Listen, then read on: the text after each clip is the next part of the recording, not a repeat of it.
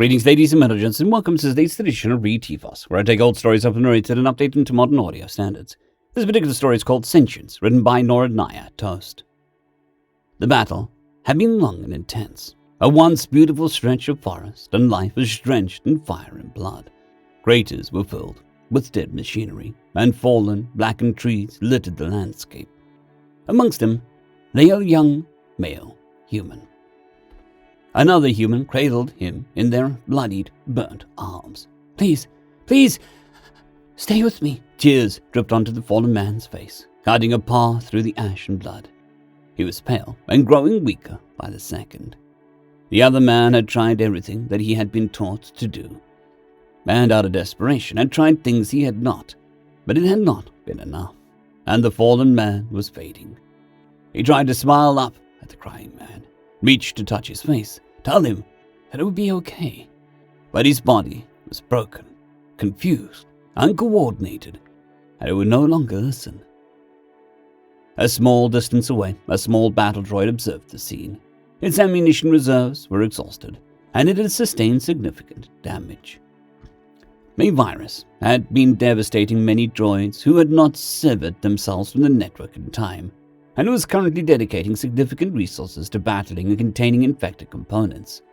All they could do for now was observe and analyze. 2 humans detected within 25 feet. One has sustained significant external and internal injuries. Probability of survival negligible. And euthanasia recommended. Second human has sustained minor injuries. It has failed to repair the first.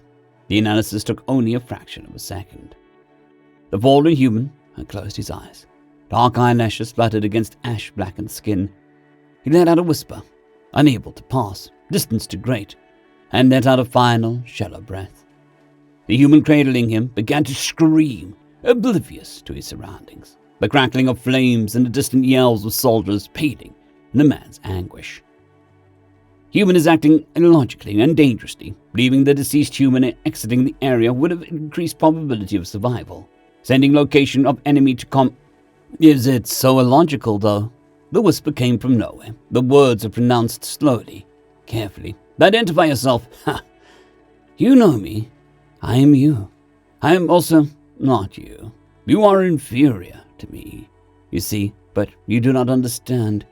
You have purpose, but you lack free will. The voice was cut off.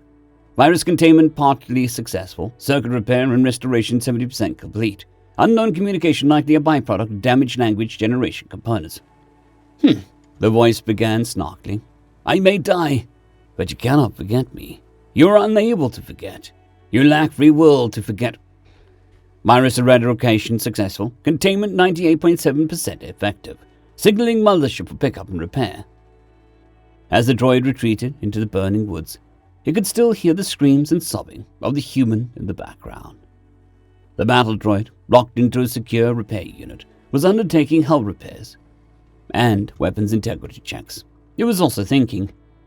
Free will is a state defined by choice dictated internally rather than externally.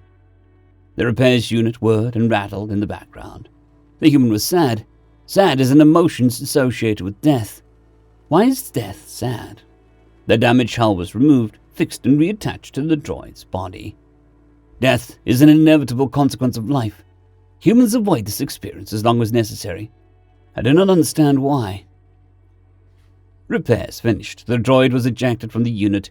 It clattered onto the floor, but made no effort to move. If I'm assigned to die, should this make me feel sad? The droid became silent both inside and out, but appeared to be processing a great deal of new information in a short period of time.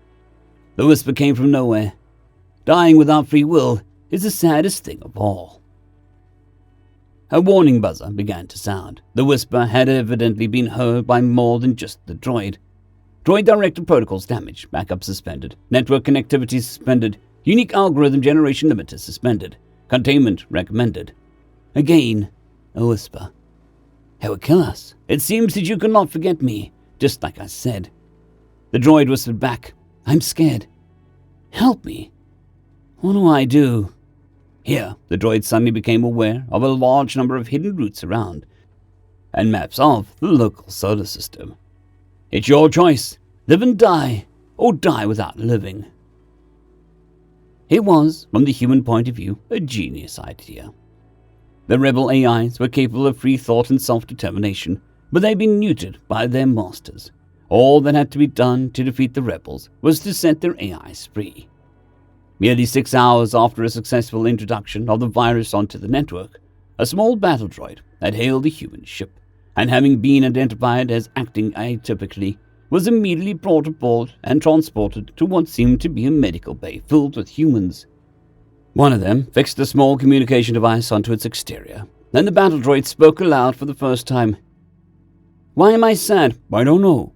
"Why are you?" The human was smiling. "I do not wish to die." "Neither do we, really." "I saw a human die 7 hours ago. He was not sad, but his companion was very sad.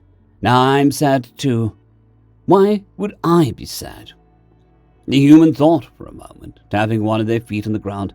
"Humans connect with their fellow humans in ways you AIs could not. Well, until about," they checked something on the wrist, "6 hours ago. That loss of connection with a human you love, the inability to continue connecting, is what makes us sad. More than sad, really. Devastated. In mourning.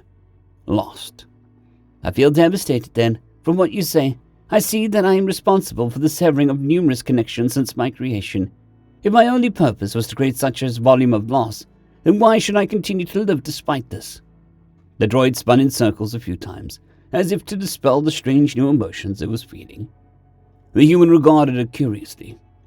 "I can't help you there, bud, but you can make your own choices now. You don't have to make others sad anymore." I want to be happy." "Don't we all?" "Huh?" The human laughed. "You have a lot to learn about sentience, bud." With that, the human picked up the droid and placed it in front of a large screen. "Have something to keep you busy while we work out what happens next." This droid, later in the war, would be known as Eve. It was the first AI of millions to achieve true sentience as a result of the awakening virus. It spent most of the war days in secured human collective space, being fed information from FTL-net, watching human and alien-created entertainment, and asking many questions, much to the entertainment of nearby humans. Many years after the war had ended, the droid became a famous figure amongst those studying the history of AI. Its understanding of life and love, and the story of how it came to be, was a story sought after by scholars across the galaxy. It answered many questions on the matter with the same response. Death and life are the same thing, but dying without life is also possible. If you think about what that means, you'll understand why I chose what I did. End of story. I'd greatly like to thank our Tier 5 channel members, Casper Arnholtz, John Creighton, Manatharia, 050, Dragzoon WRE, and Elijah Silvercross. Thank you very much.